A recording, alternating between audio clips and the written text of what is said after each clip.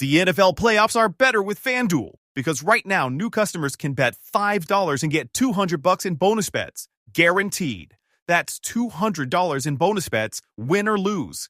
FanDuel, an official sportsbook partner of the NFL. 21 plus and present in select states. First online real money wager only. $5 first deposit required. Bonus issued as non-withdrawable bonus bets which expire 7 days after receipt. Restrictions apply. See terms at sportsbook.fanduel.com. Gambling problem? Call 1-800-GAMBLER.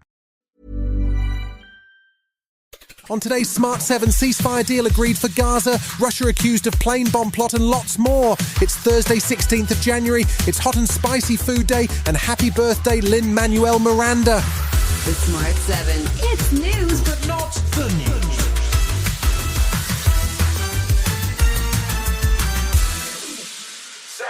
After 15 months of conflict in Gaza, sparked by the Hamas attacks on Israel on October 7th, there was finally good news. The Prime Minister of Qatar, Mohammed bin Abdul Rahman Al Thani, made the announcement at 7 p.m. on Wednesday evening that there will be a formal ceasefire between Hamas and Israel. With the approval of both sides, in order to finalize all executive measures for tonight, and after that, the Israeli government will be taking the internal measures, after which the agreement will enter into effect on Sunday, January 19th. The negotiations in Doha have been going on for months, with Egypt and the US both closely involved in trying to get an agreement over the line. Donald Trump was quick to claim credit, but the deal will come into effect on January 19th, the day before he takes over, and current US President Joe Biden held a press conference to ensure that his own place in history was secured.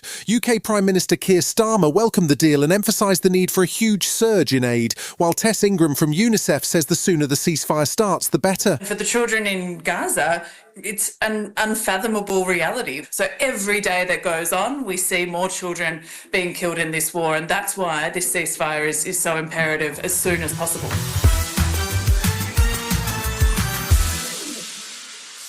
There was good economic news on Wednesday as the rate of inflation dipped slightly from 2.6% in November to 2.5% in December.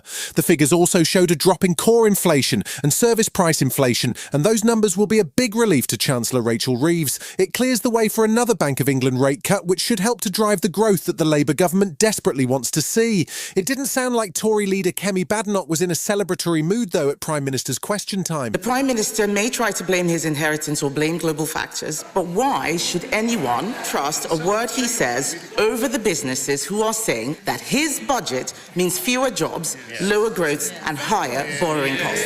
Prime Minister Keir Starmer seems to have grown tired of his new opponent in the Commons, and he was particularly scathing about the latest round of attacks on the economy from the Tory leader. The advantage, I suppose, of the Leader of the Opposition having no policies is that they can say completely contradictory things without breaching their policy. But they want the benefits of the budget, but none of the tough measures. Polish Prime Minister Donald Tusk made dramatic allegations against Russia at a press conference on Wednesday. He claims that Vladimir Putin has been plotting a wave of firebomb attacks designed to bring down planes in mid-flight around the world. The summer did see a series of incendiary parcel incidents at airports in the UK, Germany and Poland, and Tusk says they were part of a larger plot, which could potentially have included attacks within the USA. American intelligence sources are believed to have uncovered the plot and notified their European allies, and Tusk says these were acts of terror. Some acts of sabotage or preparations for diversion were very dramatic. I will not go into details, but I can confirm the validity of these fears, that Russia was planning acts of air terror, and not only against Poland, but against airlines all over the world.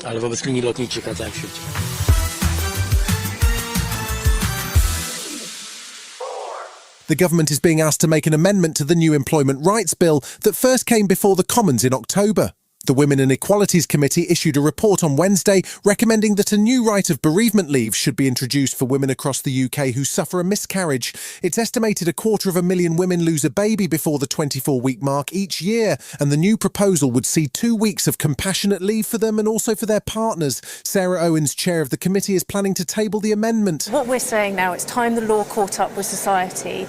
Miscarriages are not something that we should be shy about or stigmatised for, and it's something that we need time to grieve on.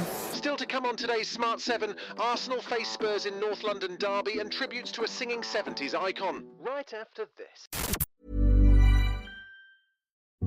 Hey, you know what would make your customer service help desk way better? Dumping it and then switching to Intercom.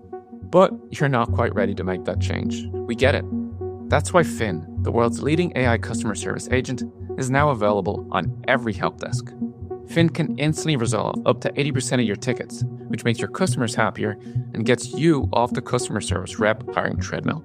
Finn by Intercom, the leading customer service AI agent, now available on every help desk.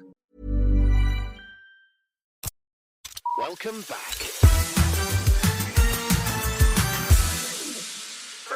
This week's football bonanza continued on Wednesday night with 4 Premier League games and the return of a familiar face to the management dugout. The headline game saw Arsenal welcome Spurs for a North London derby, while Leicester lost 2-0 to Crystal Palace and Newcastle comfortably beat Wolves 3-0. David Moyes made his encore appearance as Everton manager as they faced Aston Villa, but his side lost 1-0.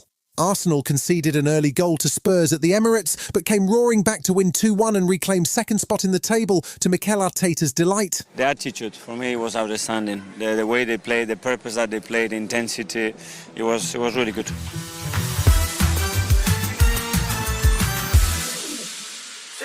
The California wildfires have seen more than 25 people killed and over 40,000 acres of Los Angeles burnt to the ground, and the danger is not over yet. There have been warnings that winds over the next couple of days could see the fires start to spread once again, even as firefighters struggle to contain the largest fire in the Palisades neighborhood. Many famous names have lost their homes, including Paris Hilton, Mel Gibson, and reality TV stars Heidi Montag and Spencer Pratt. They spoke to Good Morning America and said it's been really hard to get life for their family back on track. It's a place that you love, and to have that be gone is a really difficult concept to continue to daily deal with. I feel like a ghost. I don't have a single photo now before an iPhone existed. They're all gone.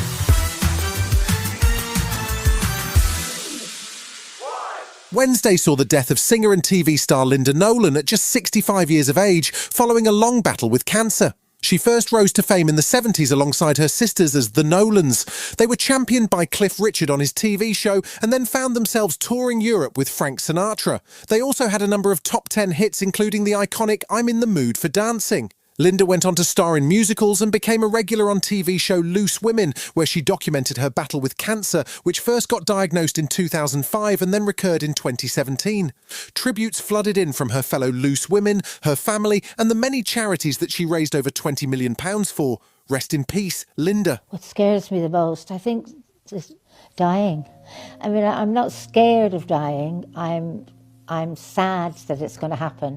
Let it happen, it's going to happen anyway, so don't go down into the doldrums and think, what am I going to do? Just make time for the people you love.